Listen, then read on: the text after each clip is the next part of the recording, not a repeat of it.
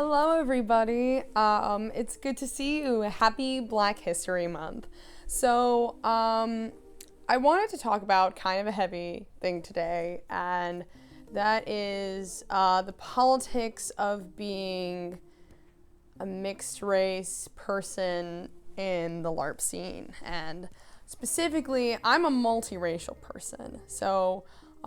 Being multiracial means that you are three or more races, and personally, the way I self-identify with being mixed race is it's been really difficult. I think anybody who is mixed race has a really hard time kind of figuring out where they belong. I mean, you know, if we're going to talk about this honestly, the trigger warning is lateral violence, racism, exotification, and basically struggles around racial identity. You know, being a multiracial person, so like what that means, like, yes, I'm the actual hard definition is like being three or more races. But the way I and other multiracial people I've met kind of like feel about that is we're basically so mixed that the concept of having a race means nothing because we're so ambiguous that it doesn't mean anything anymore. That like, I'm so mixed. If we're gonna actually play identity politics and I get to say what I am and I get to prove why I can speak on something or why I can have this cultural identity, I can do that for almost everything. And when you exist in this void, the world doesn't like that. When you exist as a mixed person, you don't belong with, if you're biracial, you don't belong with your white half and you don't belong with your black half. If you're multiracial, you don't belong with any of them. And it is kind of a diaspora that like nobody really talks about and nobody really goes into. I think we have at least a moniker of acknowledgement around people of color in LARP as a kind of like monolith idea in like fantasy spaces and LARP spaces, immersive entertainment spaces. But I think because being mixed has like another layer of nuance, it's really difficult to kind of like find a space to talk about that, because talking about being mixed race gets into featureism, colorism, and just good old-fashioned racism. And I think, to clarify for my European audience, unfortunately and on purpose, the definition of racism, as you guys probably understand it, which is like, you know, hating somebody from where they're from and being discriminatory in that way, does not mean that here in the US. Racism is the act of discriminating not only from where you're from, but kind of like what you look like. So, you know, if you have black features or dark or light skin, it's like it's gotten boiled down to literally like, if you're not white, you're the enemy. And that's what racism kind of means here in this context, which is totally, like, saying it out loud is like totally whack. But it's true. And, you know, even in progressive spaces like LARP, like I'm lucky that I work in such a progressive space. Like, having had jobs outside of LARP, you know, whether it be modeling or just like an actual day job, you know, it's always like a stark reminder of, wow, like the space I'm in is progressive and it may not always be perfect, but it's so much better than what's going on out there by like a huge margin. And even with it being good in that way, there's still so many more conversations to be had. And I think one of the most difficult ones is the concept of lateral violence towards mixed people in these kind of niche spaces. And lateral violence is, you know, when other POC are hurting POC. That's why it's lateral violence. Because I can't tell you guys how many times in my life, like before LARP and since doing LARP on a professional level, that I have had some really fucked up like comments and things said, whether to my face or behind my back, about like how valid I am as representation for POCs in LARP, especially Black Americans in LARP, because I don't really count, right? Like, you get into the whole colorism argument where we usually talk about colorism in discussing darker skin tones, right? And the discrimination that darker skin toned people face, which is, it's way higher, right? Like, you are way more apt to get, like, discriminated against in any space with the darker your skin is. And the thing is, though, is that we don't necessarily talk about the fact that, like, yes, I don't believe in the oppression Olympics. I just don't. Like, yes, everything sucks for everyone, and yes, some people got it worse, but it also doesn't invalidate the other oppression that other people are going through and other people's pain. And I feel like finding a middle ground for that conversation and, like, the nuance there is exceedingly difficult because emotions are really high, things are very personal, and it hurts. It hurts everyone. And colorism hurts when you tell me I'm not dark enough, I am not good enough, my curls are too loose or not kinky enough. It hurts because I can't change that. I can't do anything about that. I am doing my best, and so many mixed people are just doing their best, born with what they got, to survive in a place where, even in a world that is black and white, there is absolutely no middle ground for us who are in the gray. And it is really hard. And I really wish I had the bravery to do this and talk about this much earlier in my career. You know, when I think about Black History Month, I feel really conflicted because, you know, yeah, I do identify as a Black American. Most of, I would say, my dad's half of the family does, and my mom's half of the family, I definitely get a lot of I get like my Ashkenazi Jew side from that. I get my Iberian and like Puerto Rican from that, and both my grandmothers were pretty light-skinned. They got light-skinned as they were like older because they didn't go in the sun really. And any brown person, like even like dark, like black skin can get light over time if you just don't go in the sun. It's just, that just happens. That's a real thing. And I constantly think that, like, oh, I can't really make a post or whatever because, like, yeah, I've gotten backlash from other members of color in the community, like, for reasons that I stated. And then, like, you know, then we go into the whole idea of, like, beauty standards, right? Because art imitates life and life imitates art. And all this kind of social commentary relates to LARP because whether or not we fully acknowledge it, we play on it, whether consciously or subconsciously. And, you know, there was a really long time in my career where I was cast as villains. I was either cast as just a villain, sexy villain, or sexy girl. That was like my character was like being hot and exoticized in some way. And, you know, there's a lot that comes there, and, you know, you could argue that it's absolutely like light-skinned privilege and pretty privilege and a lot of these things wrapped up together, but that doesn't make it hurt any less, you know. Like, it took such a long time for me to actually even get the backbone to tell LARP runners to, like, stop casting me as villains. Like, I don't like playing villains, and, like, unfortunately, our community is mostly white, and so a lot of white players would basically see the characters I play and had their unconscious biases confirmed that, like, oh, right, so, you know, pretty brown person playing evil, that's correct, right? Of course she's evil.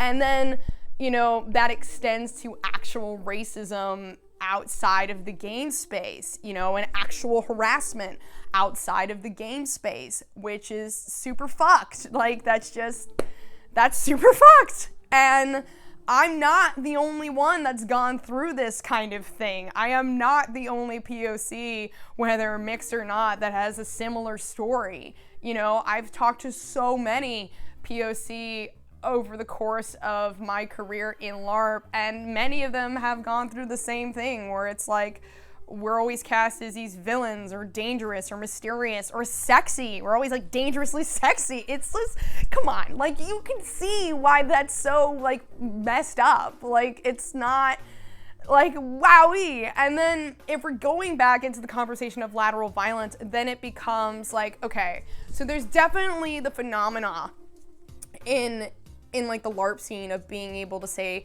as a person of color, like, you've carved out your niche, right? Like, I got mine. I got my space, right? I've earned my space where I am protected and respected from the white people in the community, and I'm not gonna let any other POC take that from me. I'm not gonna let anybody threaten my position here, right? And I think what we're not actually realizing is that when we do that, when we play into that, we are actively playing into a system of white supremacy that keeps people of color apart on purpose. You don't have to just get yours. We can get all of ours. There's enough to go around. The scarcity is made up by white supremacist capitalists. It's pretend in real life. It's not just in LARP. We could create systems where we are all uplifting each other, and it's not a competition. It doesn't have to be a competition. And I'm tired of it being a competition. We can just, it doesn't matter how light or dark your skin is or how tight your curl. If we work together, we can make a more equitable community as a collective of people of color that operate and see each other equally and see our struggles and can help each other. That is community work. Like, I think the first step is actually uniting POC and understanding that, like, guys, like, doing all this BS about like being mixed race, like the skin color, the hair, it is all methods to keep us infighting so that we cannot collectively organize and make better systems and structures, and also hold shitty white designers and communities accountable. But if you got yours, right? If you have yours and, oh, I got mine, I'm a respected consultant, I'm a respected designer, I'm a respected influencer. Okay, fuck so-and-so, I don't care. Guys, we're just literally playing into the system that keeps everyone apart. And like, I know I'm not the only person to feel this way, but like, I have a platform, and having these difficult discussions, I think is really important, you know? And like, I hate the idea that because I have lighter skin, I'm the more digestible influencer, or I'm the more digestible, like, POC to hear like criticism from as a white person. Do you think I like that? No, of course not. But like, we're operating in an oppressive system, and we gotta take the chances we can to make it better. And you know, I feel like recently, at least in my community here in the Northeast, you know, a lot of the communication, at least for multiracial and biracial and just mixed people in general, has actually started. Like, we're all starting to figure out who we are and how we feel about things, and starting to talk to each other. And that's so important, because, you know, it's like I said, it's like having a world that is black and white. Just because we're gray doesn't mean we don't count. It doesn't mean that our voices don't deserve to be heard. And it doesn't mean I count any less. I didn't choose my face, guys. I didn't choose my features. I didn't choose my eyes. I didn't choose my skin. And I didn't choose my hair. And if we're gonna talk about Black History Month, we have to talk about the fact that people who look like me, or people who are racially ambiguous, still deserve to exist, and that we shouldn't be punished for our ancestors making the choice to be in love. I think when we actually break it down on what keeps us apart, it boils down to skin too light, too dark, features too Eurocentric or not, and it's all made up. It's all made up things that do nothing but hurt ourselves and our community, and I am very tired of it. I am exhausted. We have battles that we have to fight, right? Like, we want blackface drow to not exist, right? We want Europeans to stop making racially insensitive games, right? We want Americans to stop relying on stereotypes, right? We want to be able to play on race in LARP, right? Well, we can't get there if we don't get over this bullshit, because all of these things act as barriers to the collectivism necessary for community organization and solidarity. You know, we're all struggling. We're all going through this. This country has massive issues, and I'm lucky to be in a city in the Northeast, and I know there are many of you that are out there that aren't, and it's even worse. And, you know, I'm tired. I'm tired of these oppressive systems keeping the status quo in place in our community. We have a chance to make change. I will say that when LARPers put their mind to it, goddamn, change is made, okay? And if the queers can do it, if the white queers can get their voices heard, okay, then the Black, POC, mixed, multiracial population can too. And, you know, I have seen the pain of, you know, and heard the pain from LARPers who are also mixed race, but perhaps white passing, which, God, just the white passing is its own giant can of worms that I'm not going to go into in this video right now, but I don't necessarily agree with it. It's like, okay, this doesn't make this person any less black just because they popped out a little bit lighter to pass as maybe a tan white person. Like, that's not their fault. Why are we getting mad at them for that? I think the only reason we should get mad at them is that if they're not using their in with the white people to create a better system, okay, then yes, what are you doing? Like, that's the whole mentality of I got mine, right? Like, I got mine. We don't have to, well, you know, fuck you. I have my safe space. I got mine. Okay, that's great that you have yours. It's not going to make our community better. It's going to keep us separated, segregated, and against each other. And if we're going to talk about Black History Month in LARP, we need to talk about the internal collectivism we have to do. We have to heal this. We have to work on this. You know, all of our experiences are different. We can seek to learn from each other. And like, God, I think I've been waiting to make this video and have the balls to make this video for a really, really long time. And honestly, I have been thinking about this all day, getting ready for filming this. I have been thinking all day how I could talk about this where I didn't get emotional and I didn't feel so trapped. And it's impossible because I do. And I can't tell you guys the amount of racism I've put up with in my life and in being a highly visible person of color in the LARP space, and how difficult that is, how it doesn't matter how hard I try, there will always be some white influencer that is gonna have a bigger following than me because the algorithm is racist, and there's literally nothing I can do. There's literally nothing I can do. I can have somebody post the exact same content as me, down to the letter, and they will explode because it's a white woman doing it. And there's nothing I can do to change that except keep fighting and keep going and keep creating, because my voice deserves to be heard and we deserve a better community. And I'd like to think that, you know, being and doing this and being here has hopefully made it a little bit easier for some. And I can't speak for everybody and I can't do everything, but, you know, I believe in every Black, mixed, multiracial person that enters this space.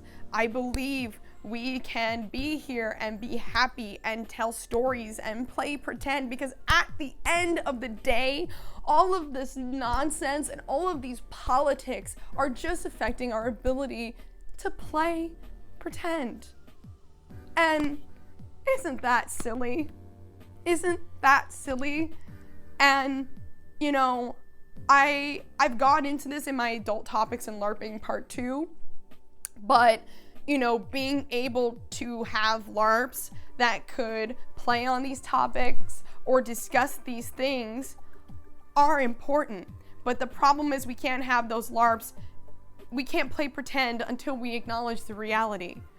And I'm tired of the reality being unspoken. And I'm tired of creators of color being picked and monopolized by white designers or companies or other creators as tokens so that they can have a clear resume of not being racist. I'm tired of it. We can do better for each other in this community. And I'm also really tired of seeing, you know, white people in this community perpetuate these and uphold these toxic systems to either A, keep their own power in place, or B, literally just to keep other people of color down. And I think this Black History Month, I think I finally understood what I have always wanted to say. And I'm tired of people telling me I don't count. And I'm tired of people telling me I'm not a real POC, and that because I'm so ambiguous, I'm not a good fit for their brand. I'm not a good fit as a model. I hate that, and I'm tired of it. It's really hard not to get emotional making this. I can't tell you how many times, guys, that like I've been the only one in the room that's been accepted into the room or into the meetings or into the calls or into the boardroom, and it feels like I have the weight of both mixed people and POC as a whole on my back. And I know that's not the reality, and I can't and I don't want to speak for everyone. God, no. Ugh. But I'm being so candid about it all because, like, dude, it sucks.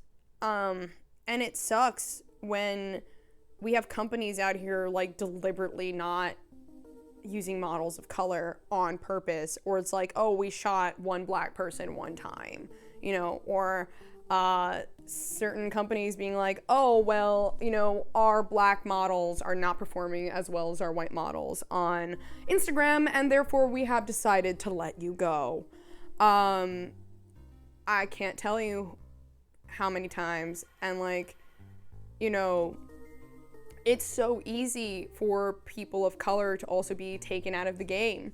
You know, like, we have people of color who, you know, have been involved with running LARPs, and maybe the LARP doesn't go right, or maybe instead of just the LARP not going right, the white people and white designers in charge did not give the POC the correct agency to run things correctly, and therefore when it all falls apart, instead, while the white people can back off and not have their names attached to the project, the POC that are still there and still have their names attached are slandered for all eternity.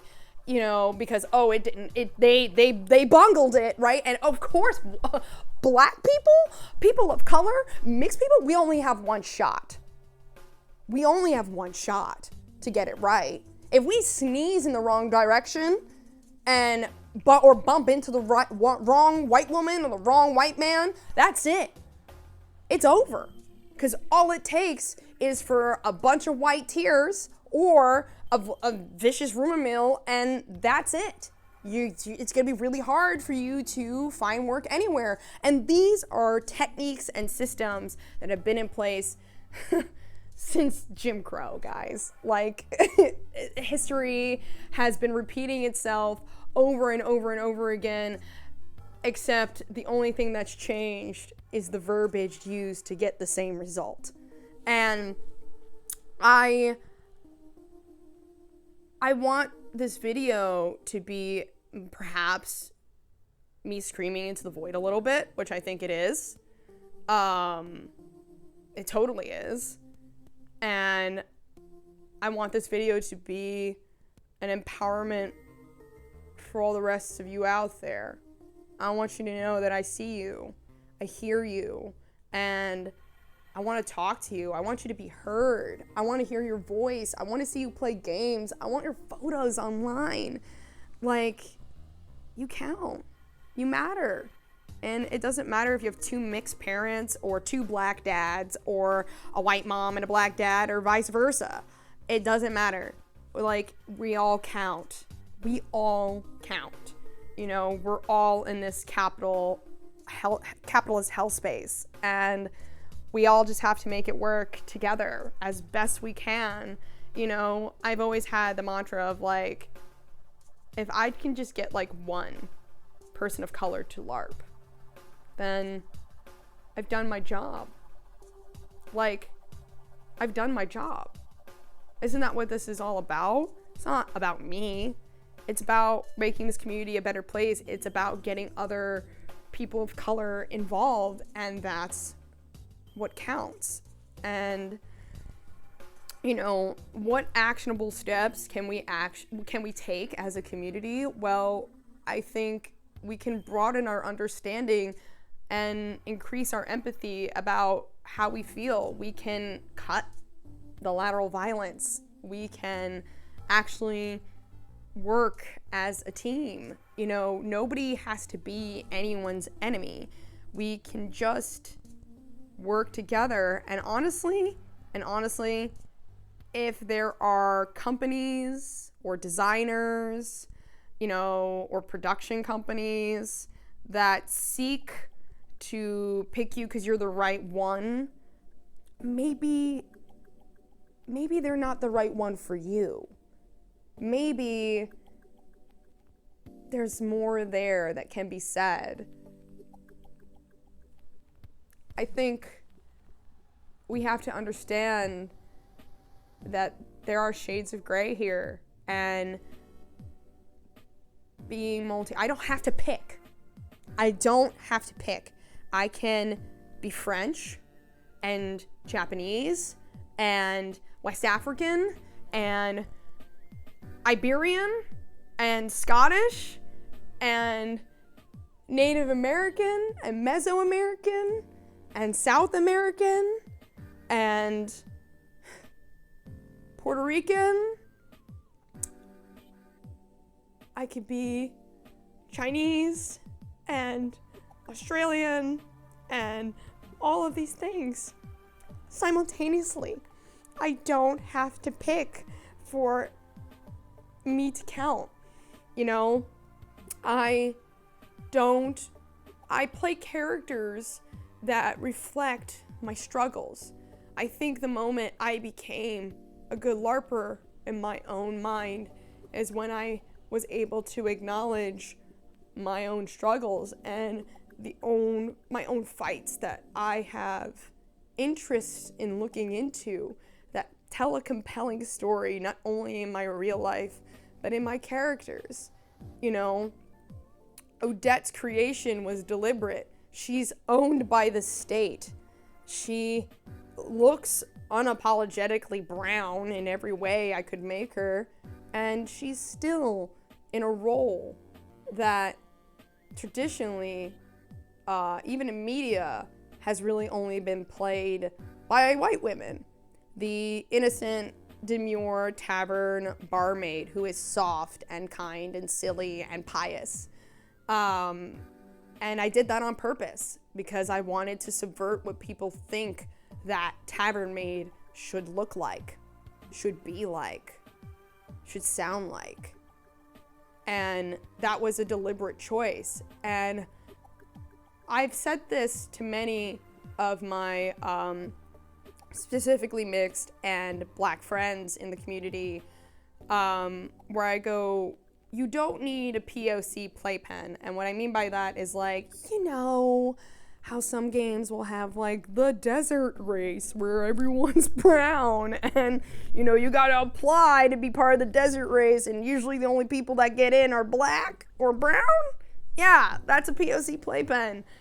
Because it's like, it's both created out of a sense of I want to feel like I have my space to be, but I think what we don't realize is that we're pigeonholing our own stories. Odette's story is a black story. It's a mixed story because I am, and I play her, and LARP is about us. It's about who we want to play, who we wish to be, or parts of ourselves we are exploring. Any character you play as a person of color, whether or not the rules allow for it or it's a race-blind LARP, it doesn't matter. It's still a black character, even if in this world there is no issues based on race. Because as much as we'd like to pretend we can erase these issues even in the pretend world, unconscious biases exist, boo. And they are alive and well. And I think, you know, particularly a lot of the white queers in our community who think they're so woke and so left, have a lot of unexamined issues around race. And like, they're all woke, right? Until an actual POC comes into the room. And then it's like, oh, you know, she on count, not her, you know, and that I think says everything that it needs to say. When I got back into making YouTube videos, this is the kind of stuff I wanted to make. And even then, when I made that video, it still took me like 3 years to get here. Because like, yeah, dude, putting your opinion out on the internet is kind of scary. And being a highly visible member of this community is pretty scary. And being one of the, if not the only highly visible person of color in this community is terrifying. Because it's like having a huge target on your back for no other reason that I dare to exist and challenge a space that thinks I don't belong in it. And I'm going to continue to do that. And I'm going to continue to keep pissing racists off and challenging shitty companies online because I can. And I've gotten here and I've worked really hard to get here. But what is power if not used for good? What is a platform if not spoken for truth? In the end, guys, the politics of being mixed race and LARP in this space, man, they hurt.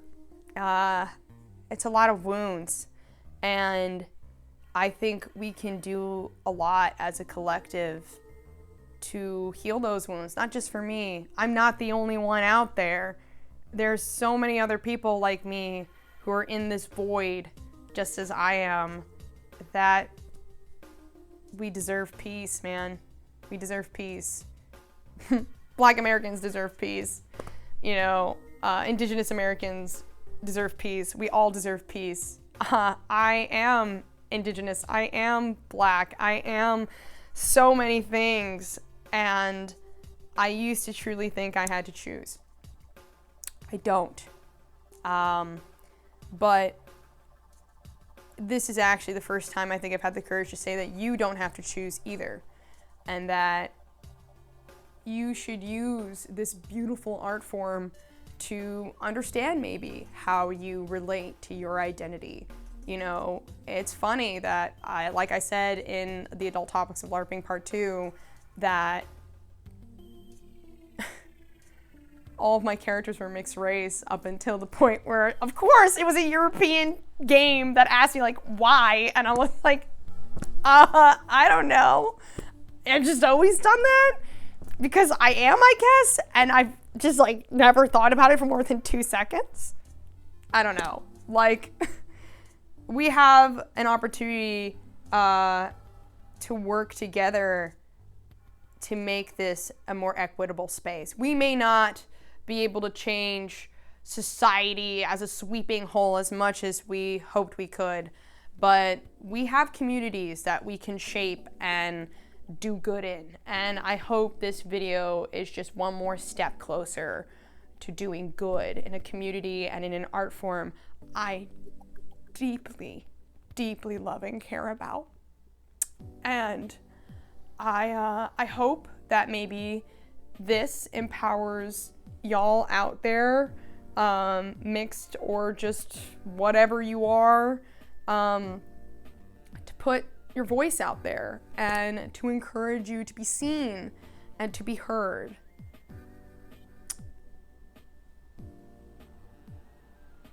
I love this community. I do. I've been a better person for having LARPed, and I want to share that with more people in this world. I think we all deserve a bit of good and a bit of happiness sometimes in a frustrating world that seems so bleak. So this Black History Month, I hope you feel seen, and I think for once I feel heard. Thank you so much, everybody, and happy LARPing, and have a great Black History Month. I'll talk to you soon. Woo!